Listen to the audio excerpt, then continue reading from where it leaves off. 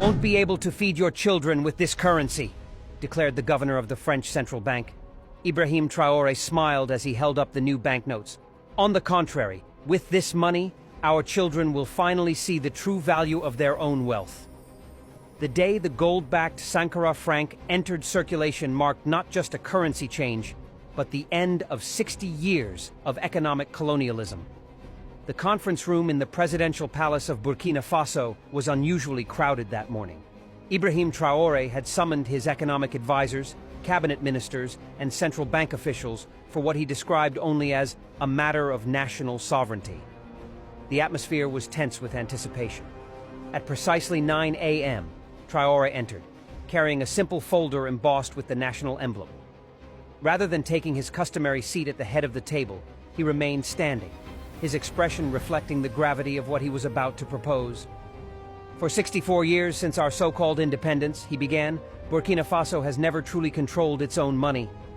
The CFA franc, designed by France in 1945 for its colonies, remains our currency today.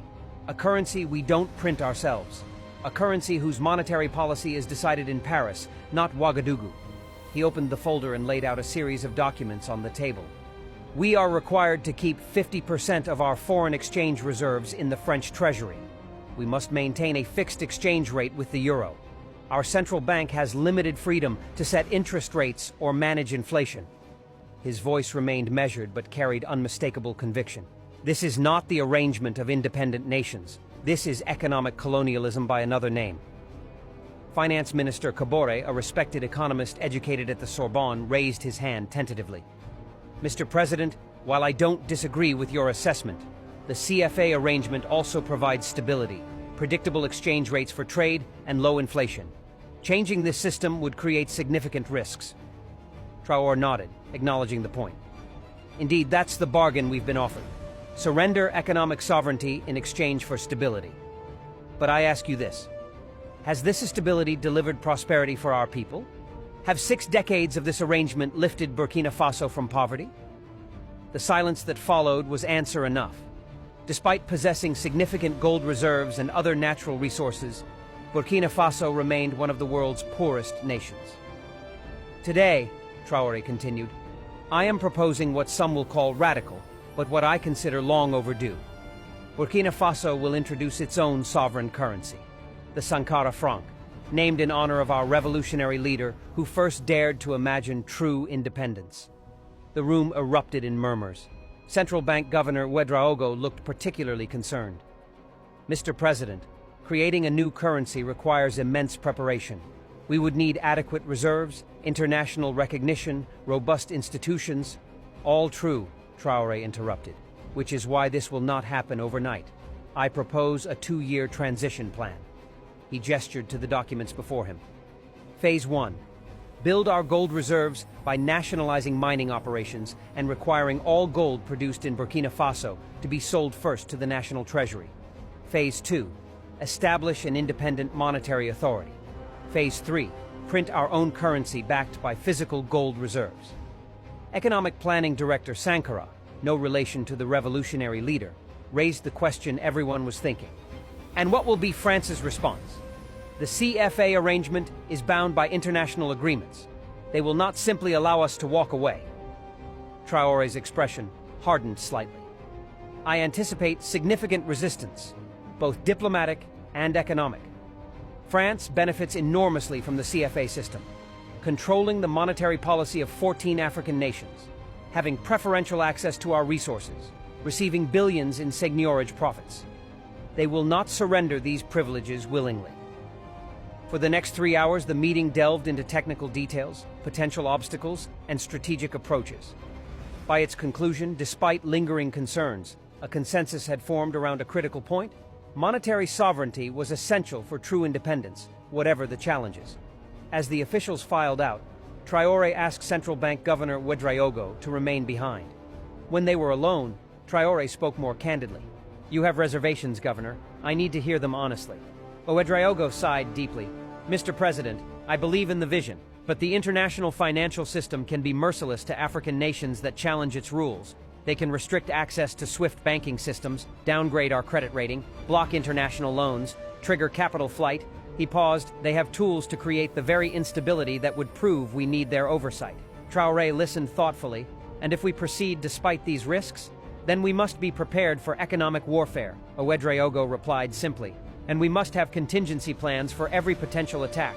In the months that followed, preparations began in utmost secrecy. A special committee of economists, legal experts, and security officials worked to design not just a new currency, but a comprehensive strategy to protect Burkina Faso's economy during the transition.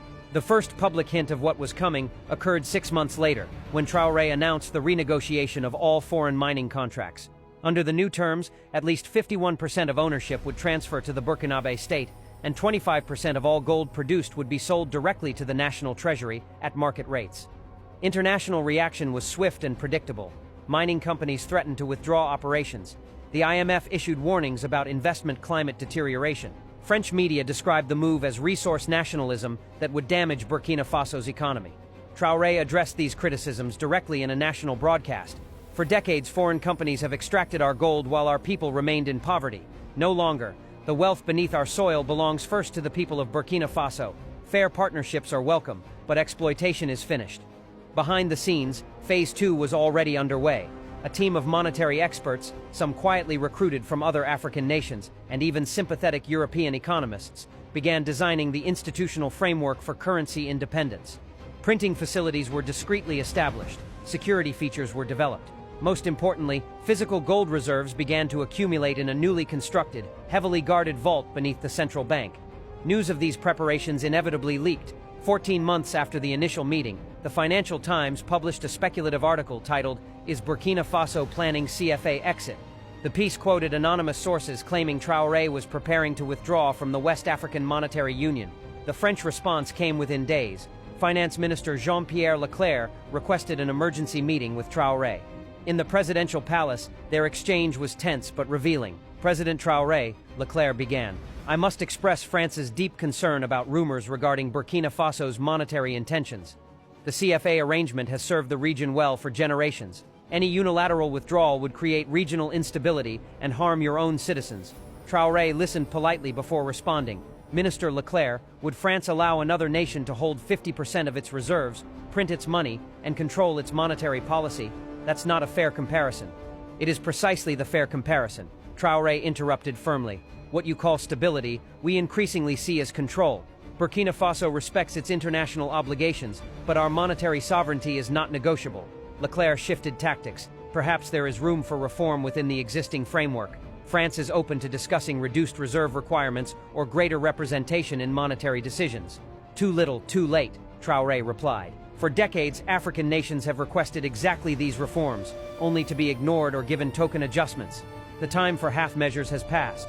As the meeting concluded without resolution, Leclerc delivered what sounded like both a warning and a threat. "President Traore, I must caution that currency independence without adequate preparation could lead to hyperinflation, capital flight, and economic collapse. France would be unable to provide assistance in such a scenario." Traore's response was calm but definitive. "We are well aware of the risks, Minister. We are equally aware that every nation that has achieved prosperity has done so by controlling its own money." 2 days after this meeting, the economic pressure began. International credit rating agencies downgraded Burkina Faso's sovereign debt. Several French banks suspended correspondent relationships with Burkinabe financial institutions, complicating international transactions. Rumors of impending currency devaluation triggered runs on banks as some wealthy citizens attempted to convert CFA francs to euros or dollars. It was time to accelerate the plan. 18 months after the initial strategy meeting, 6 months ahead of the original schedule, Traore addressed the nation in a historic broadcast. "Citizens of Burkina Faso," he began, "today I announce a step that many said was impossible. On July 15th, exactly 1 month from today, Burkina Faso will introduce its own sovereign currency, the Sankara franc." The announcement included several key details designed to prevent panic. The new currency would initially circulate alongside the CFA for a 6-month transition period. It would be fully backed by gold reserves, with each note redeemable for its equivalent in gold at the central bank if desired. Most importantly, the Sankara franc would launch with a fixed exchange rate of 1-1 with the CFA to ensure price stability during the transition. "This is not merely a change of paper money," Traore explained. "This is Burkina Faso reclaiming a fundamental right of any truly independent nation, the right to control its own monetary destiny." International reaction was immediate and largely negative. The governor of the French central bank, Michel Dupont, gave a dismissive interview to Radio France Internationale. This so-called sovereign currency is a political stunt that ignores economic realities. You cannot simply declare monetary independence without the structures to support it. Mark my words, Burkina won't be able to feed their children with this currency. When these comments were relayed to Traore during a press conference, his response became instantly iconic, holding up a prototype of the new banknote which featured Thomas Sankara on one side and Burkina Faso gold miners on the other. He smiled and said, "On the contrary, with this money, our children will finally see the true value of their own wealth." As the launch date approached, both excitement and anxiety spread through Burkina Faso. Government officials conducted educational campaigns in markets, schools, and village gatherings, explaining the transition process and addressing concerns. Banks prepared for the massive logistical challenge of handling two currencies simultaneously. Security forces increased vigilance against potential economic sabotage. On July 10th, just 5 days before the scheduled currency launch, a major test of Burkina Faso's resolve arrived. The IMF announced it was suspending a previously approved $150 million loan facility due to concerning monetary policy developments. Simultaneously, several international banks froze correspondent relationships with Burkina Faso's financial system, effectively cutting it off from global financial networks. The economic team had anticipated these moves. Months earlier, they had established alternative banking channels through friendly nations, including Ghana, Algeria, Russia, and China, that were willing to maintain financial relationships outside Western-controlled systems. Currency swap arrangements ensured that essential imports like medicine and fuel could continue flowing. More surprisingly, several neighboring countries within the CFA zone privately expressed support for Burkina Faso's monetary independence, with some indicating they might follow a similar path if the transition proved successful. July 15th arrived with a mixture of ceremony and tension. In Ouagadougou's Independence Square, thousands gathered to witness the first official transaction using the Sankara franc. Traore himself purchased a basket of locally grown produce from a market woman, paying with crisp new bills that featured not European monuments, but Burkinabe historical figures and landmarks. "Today our money represents our values, our resources, our sovereignty," Traore declared to the cheering crowd. "For the first time since colonial rule, we decide our monetary policy based on the needs of Burkinabe citizens, not the interests of former colonial powers." In the weeks that followed, the practical challenges of currency transition became apparent. Some merchants initially hesitated to accept the new money. Rural areas experienced delays in currency distribution. International businesses demanded premiums to accept Sankara francs for transactions. Yet the catastrophic scenarios predicted by Western economists failed to materialize. Inflation remained moderate. Bank runs subsided as citizens gained confidence in the gold backing. Most importantly, the psychological impact of monetary sovereignty created a wave of economic nationalism that boosted local production and reduced import dependency. 3 months into the transition, Burkina Faso faced its first major monetary policy test. A drought affecting agricultural regions threatened food security and price stability. Under the CFA system, the country would have had limited tools to address this crisis. Any significant monetary expansion would have required approval from the regional central bank, dominated by French interests. With the Sankara franc, Burkina Faso's monetary authority was able to implement targeted liquidity measures to support affected farmers and stabilize food markets. The policy succeeded in preventing both food shortages and inflationary spirals, demonstrating the practical advantages of monetary sovereignty. 6 months after the launch, as the transition period concluded and the CFA was fully phased out, international observers began acknowledging the unexpected success of Burkina Faso's monetary experiment. Bloomberg published an analysis titled, "Against All Odds, How Burkina Faso's Currency Gamble is Paying Off," noting that gold backing had provided crucial confidence during the transition period. Even more significant was the regional impact. Mali and Niger, neighboring countries with similar colonial monetary histories, sent official delegations to study Burkina Faso's approach. Discussions began about the possibility of a new regional currency, one controlled by African nations themselves rather than former colonial powers. 1 year after the Sankara franc's introduction, Ibrahim Traore addressed a special summit of West African leaders in Ouagadougou. The topic, monetary sovereignty for the entire region. "What we have proven," Traore told his fellow heads of state, "is that the choice between sovereignty and stability is a false dichotomy. With proper planning, adequate reserves, and strong institutions, African nations can have both. We can control our own money while maintaining economic predictability." The French government, which had initially dismissed the Sankara franc as doomed to fail, now adopted a different approach. French President Martel publicly offered a reformed partnership that would grant greater autonomy within a revamped CFA system. Traore's response was diplomatic but firm. We appreciate France's willingness to discuss reforms that were impossible to achieve for 60 years until we took independent action. However, Burkina Faso will not return to any system where our monetary policy is decided outside our borders. We remain open to regional cooperation, but only on the basis of full sovereignty and equal partnership. The economic data told a compelling story. 18 months after the currency transition, Burkina Faso's economy was growing at 5.2% annually, faster than when it used the CFA. Inflation, contrary to dire predictions, stabilized at around 4%, comparable to many developed economies. Most significantly, poverty rates had begun to decline as monetary sovereignty enabled targeted development policies that had been impossible under the previous system. The gold backing of the currency, initially seen by some economists as an outdated approach, proved crucial to its success. Citizens who had never trusted paper money now embraced a currency they could, if necessary, convert to physical gold. This confidence allowed the central bank to gradually reduce the backing percentage as trust in the currency's institutional foundation strengthened. 2 years after the launch, Traore invited international journalists to the National Gold Vault beneath the central bank. The unprecedented tour revealed neat stacks of gold bars, each stamped with the Burkinabé emblem, physical proof of the currency's foundation. This gold is not merely a reserve, Traore explained to the assembled press. It represents a fundamental shift in how we view our resources. Under the previous system, our gold was extracted by foreign companies, sold on international markets, with minimal benefit to our people. Now it serves as the foundation of our monetary sovereignty, connecting our natural wealth directly to our economic independence. The global financial establishment, which had initially condemned Burkina Faso's monetary experiment, began studying it as a potential model for resource-rich developing nations. Harvard economists published papers analyzing the Burkina model of resource-backed currency sovereignty. Even the IMF, in a carefully worded report, acknowledged that under specific conditions with adequate reserves, national currencies can provide policy flexibility, benefits that outweigh integration advantages.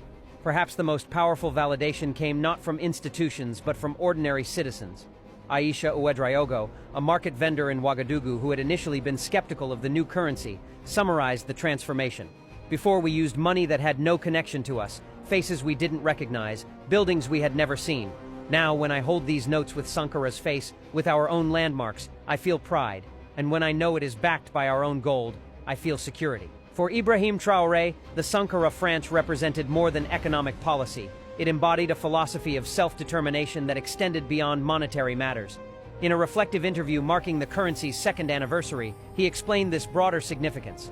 Monetary sovereignty is not merely a technical matter for economists and bankers. It is fundamentally about who controls a nation's destiny. When others control your money, they influence everything from education to healthcare, from infrastructure to industrial development. By reclaiming this basic right, we have opened possibilities previously closed to us.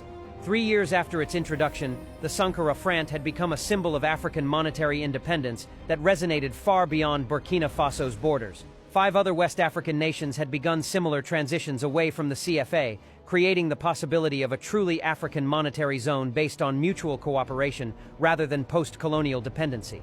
The French government, recognizing the shifting reality, announced the modernization of its relationship with remaining CFA countries, reducing reserve requirements and increasing African representation in monetary decision-making. These reforms, inconceivable before Burkina Faso's bold move, came too late to reverse the momentum toward monetary sovereignty across the region.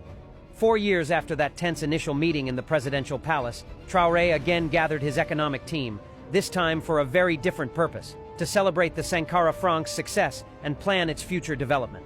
The currency that many international experts had predicted would collapse within months had not only survived but thrived, enabling economic policies tailored to Burkinabe needs rather than external interests. The next phase, Traore explained to his team, is to move beyond sovereignty to prosperity. Having proven we can manage our own money responsibly, we must now use this tool to build the inclusive development that has eluded us for generations. This meant using monetary policy to support strategic sectors, agriculture, renewable energy, technology, education, while maintaining the discipline that had ensured the currency's stability. It meant gradually reducing gold backing as institutional trust strengthened, freeing those resources for productive investment.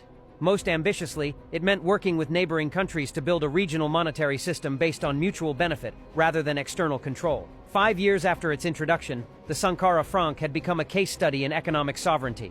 International finance textbooks now included chapters on Burkina Faso's approach to monetary independence. African economic students analyzed the transition strategies that had overcome international opposition. Even some European economists acknowledged that the CFA system was increasingly untenable in a world where former colonies demanded genuine independence. For ordinary Burkinabe citizens, the currency had become a source of national pride. The image of Thomas Sankara on the notes connected present policies to the revolutionary leader's vision of true independence. The gold backing provided tangible security in a region where financial uncertainty had long been the norm. Most importantly, the ability to shape monetary policy around national priorities rather than external demands had created new possibilities for addressing long-standing challenges. Ibrahim Traore, reflecting on the journey during a currency exhibition marking the 5th anniversary, offered perhaps the most succinct assessment: money is nothing more than a tool. What matters is who controls the tool and what purpose it serves. Our currency now serves our people, our development, our future. This is the essence of true independence.